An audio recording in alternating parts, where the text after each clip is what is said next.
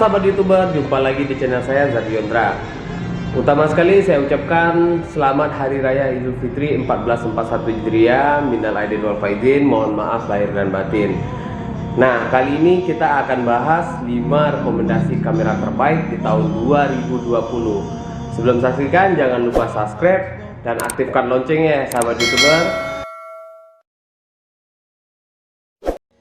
Oke sahabat YouTuber, kita mulai dari urutan kelima, ada Panasonic GH5. Panasonic GH5 ini adalah keluaran dari Panasonic Global Indonesia.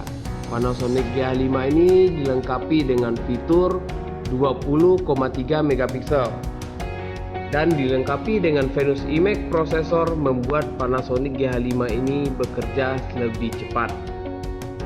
Panasonic GH5 mempunyai resolusi 4K 30 frame per second dan dilengkapi dengan 5 aksis jika hasil video kita sangat halus tanpa bantuan stabilizer tambahan. Panasonic GH5 ini dibanderol dengan harga 22.999.000 sehingga banyak diminati oleh kalangan fotografer dan sinematografer.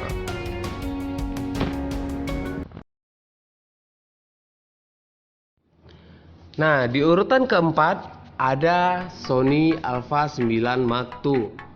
Sony Alpha 9 Mark II ini keluaran dari Sony Indonesia.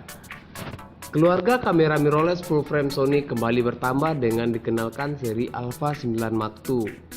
Sebagai bagian dari line A9 yang berorientasi sport, kamera yang mengutamakan kecepatan tersebut duduk di urutan teratas dalam hierarki kamera mirrorless Sony.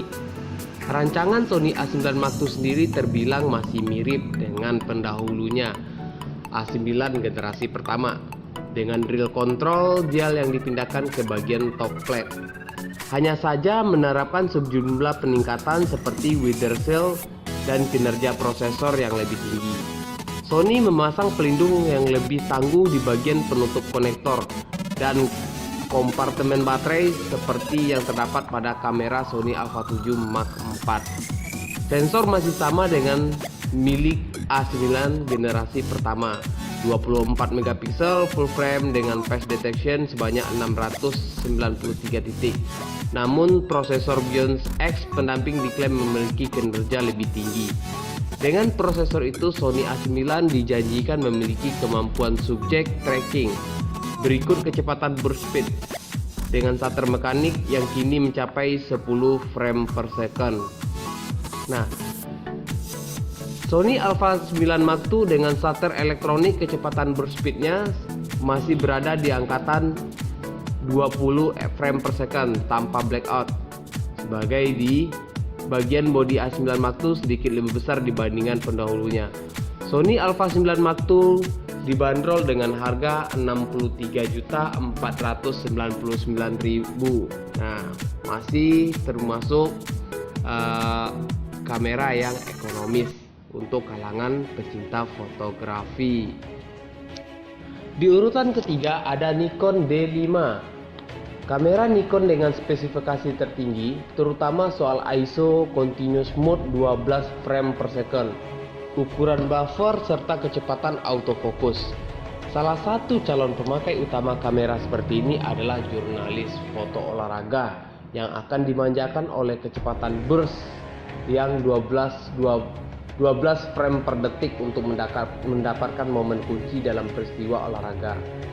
Juga para fotografer wildlife yang memotret hewan yang bergerak dengan kecepatan tinggi dan tidak terduga.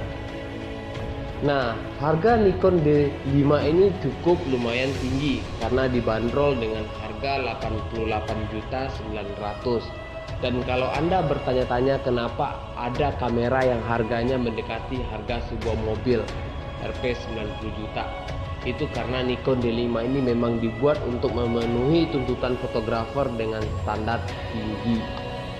Nah, berikut spesifikasi utama Nikon D5. Mempunyai 12 frame per detik dengan AF dan AE tracking, ukuran buffer 200 foto, 153 titik autofocus yang mampu dipakai di kegelapan, layar sentuh, dan 4K video 30 frame per second. Masih bisa memotret meski dalam mode video. Oke sahabat YouTube, kita masuk ke urutan kamera urutan kedua, yaitu Canon EOS 1DX Mark IV. Canon akan menjawab kebutuhan para fotografer profesional akan kamera DSLR yang dapat memotret dengan kecepatan tinggi dalam kondisi pencahayaan rendah melalui produk teranyarnya, yaitu Canon EOS 1DX Mark IV. Peningkatan pixel dan kecepatan fitur utama yang disajikan oleh kamera Canon EOS 1DX Mark IV dengan resolusi 16 megapiksel APS-C dengan struktur micro lens unggulan menghasilkan kualitas gambar yang mengagumkan. Ketajaman fokus, ISO tinggi untuk pemotretan di tempat gelap tentunya tidak akan berfungsi maksimal jika tidak didukung oleh kemampuan autofocus yang dapat bekerja dengan cepat di tempat gelap juga. Nah, EOS 1DX Mark IV ini dibanderol dengan harga 95 juta hanya body only. Nah, sahabat YouTube, kita sampai di peringkat utama pada rekomendasi kamera di tahun 2020, yaitu Fujifilm GFX 100. Bodi Fujifilm GFX 100 terlihat bongsor dan kotak karena memiliki vertical grip terintegrasi.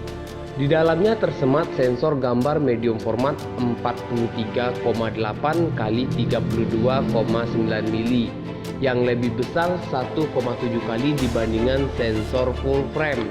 Sensor berukuran bongsor tadi turut dibekali dengan fitur peredam goyangan alias 5 aksis IMAX Body Stabilizer, yaitu dikenal dengan kata IBIS. Fujifilm merancang Fujifilm GFX 100 agar nyaman digunakan dengan lensa medium format berukuran besar. Nah, ada juga fitur face detection autofocus atau lebih dikenal dengan PDAF untuk meningkatkan kecepatan fokus pada kamera ini.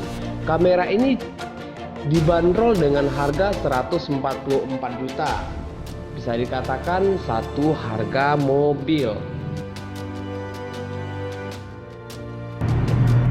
Nah sahabat YouTuber, itulah kamera terbaik di tahun 2020. Saksikan terus channel YouTube kita, sampai jumpa.